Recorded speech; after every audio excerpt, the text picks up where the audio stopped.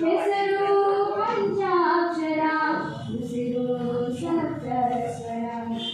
ಹರಿವ ನದಿ ಕರೆವ ಶರದಿ ಮೇಘ ಮಳೆಯು ಪಂಚಾಕ್ಷರ ಹರಿವ ನದಿ ಕರೆವ ಶರದಿ ಮೇಘ ಮಳೆಯು ಪಂಚಾಕ್ಷರ ನವ ವಸಂತ ಗಿಳಿ ಕೋಗಿಲೆ ಹಾಡು ಹಕ್ಕಿ ಪಂಚಾಕ್ಷರ ನವ ವಸಂತ ಗಿಳಿ ಕೋಗಿಲೆ ಹಾಡು ಹಕ್ಕಿ ಪಂಚಾಕ್ಷರ ಗಗನ ಗದ್ದುಗೆ ಗೈದ ಪ್ರಣವ ಪಂಚಾಕ್ಷರ ಗದಗ ಗದ್ದುಗೆ ಗೈದ ಪ್ರಣವ ಪಂಚಾಕ್ಷರ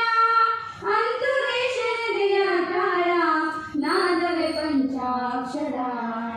ಅಂತುರೇಶನದೆಯ ಕಾಳ ನಾದವೇ ಪಂಚಾಕ್ಷರ ಹೆಸರು ಪಂಚಾಕ್ಷರ ಉಸಿರು ಸಪ್ತಸ್ವರ ಹೆಸರು ಪಂಚಾಕ್ಷರ ಉಸಿರು ಸಪ್ತಸ್ವರ ಹೆಸರು ಸಪ್ತಸ್ವರ ಉಸಿರು ಸಪ್ತಸ್ವರ ಸಮ್ಮುಖದಲ್ಲಿ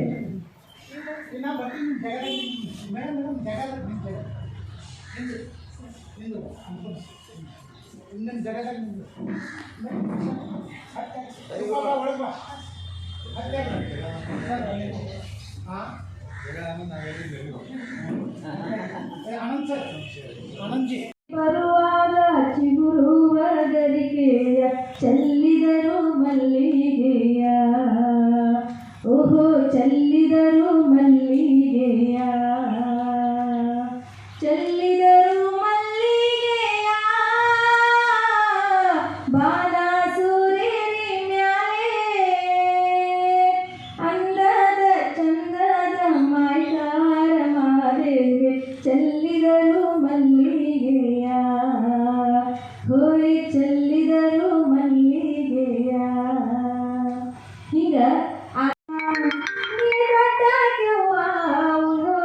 ತಾಯಿ ಎಲ್ಲಮ್ಮ ಉದೋ ಉದೋ ತಾಯಿ ಎಲ್ಲಮ್ಮ ರೇಣುಕಾದೇವಿ ಉದೋ ಉದೋ ತಾಯಿ ಎಲ್ಲಮ್ಮ ಉದೋ ಉದೋ ಎಂದಲ್ಲೆಲ್ಲ ಮುದ್ದೆ ಉದುರುತ್ತಾವ ನೋಡ ಉದೋ ಉದೋ ಎಂದಲ್ಲೆಲ್ಲ ಮುದ್ದೆ ಉದುರುತ್ತಾವ ನೋಡ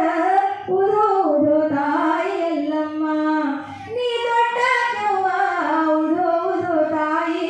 ಎಲ್ಲಮ್ಮ ನಾ ತಂದೆ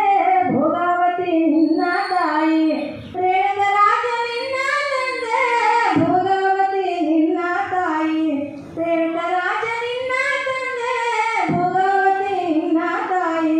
ಹುಟ್ಟಿ ಬಂದೆ ಹೊಟ್ಟಿಯೊಳಗ ಹಾಕ್ಯಾರ ನಿನ್ನ ತೊಟ್ಟಿಯದೊಳಗ ಹುಟ್ಟಿ ಬಂದೆ ಎಲ್ಲಮ್ಮನಾಗಿ ನಿನ್ನ ಮದುವೆಯ ಮಾಡಿ ಕೊಟ್ಟಾರೋ ಅಜಾಮ ಧರ್ಮಿಗೆ ಶಾಂತಿ ಯಾಕೆ ಬೇಕು ನಮ್ಮಲ್ಲಿ ಈ ಸೌಹಾರ್ದತೆಯ ಭಾವನೆ ಯಾಕೆ ಬೇಕು ಅಂತ ಹೇಳಿದ್ರೆ ನಾವು ಸಮಾಜ ಜೀವಿಗಳಾಗಿ ಬದಲಿಕೆ ಸಂಸ್ಕೃತದಲ್ಲಿ ಒಂದು ಪದ ಇದೆ ಏನಂತ ಹೇಳಿದ್ರೆ ಸಮಾಜ ಮತ್ತು ಸಮಾಜದ ನಡುವೆ ಒಂದು ಸೂಕ್ಷ್ಮ ಎಳೆಯ ವ್ಯತ್ಯಾಸ ಇದೆ ಏನು ಆ ವ್ಯತ್ಯಾಸ ಸಮಾಜ ಅಂತ ಹೇಳಿದ್ರೆ ಭಾವಜೀವಿಗಳಾಗಿರುವಂತಹ ನಾವು ಕೇವಲ ಸ್ವಾರ್ಥಿಗಳಾದರೆ ಪರಸ್ಪರ ಹೊಂದಾಣಿಕೆ ಮತ್ತು ಸಹಕಾರ ಮನೋಭಾವನೆಯನ್ನು ಹೊಂದಿ ಬದುಕ್ತೇವಲ್ಲ ಅಂತಹ ಒಂದು ಸಮೂಹ ವ್ಯವಸ್ಥೆ ಎನ್ನಿಸಿಕೊಳ್ಳುವಂತಹದ್ದು ಸಮಾಜ ಅಂತ ಆಗುತ್ತೆ ಸಮಾಜ ಅಂತ ಹೇಳಿದ್ರೆ ಕೇವಲ ಸ್ವಾರ್ಥತೆ ನಾನು ನನ್ನನ್ನು ಎಂಬಂತೆ ಮೃಗ ಕದಗಳಾಗಿ ನಾವು ಯಾವಾಗ ಬದುಕ್ತೇವೆಯೋ ಆಗ ನಮ್ಮ ಸಮಾಜ ಸಮಾಜವಾಗಿ ಪರಿವರ್ತನೆ ಆಗ್ತಾ ಹೋಗುತ್ತೆ. ಎರಡು ಮಹಾಯುದ್ಧಗಳನ್ನು ನಾವು ಎದುರಿಸಿದ್ದೇವೆ.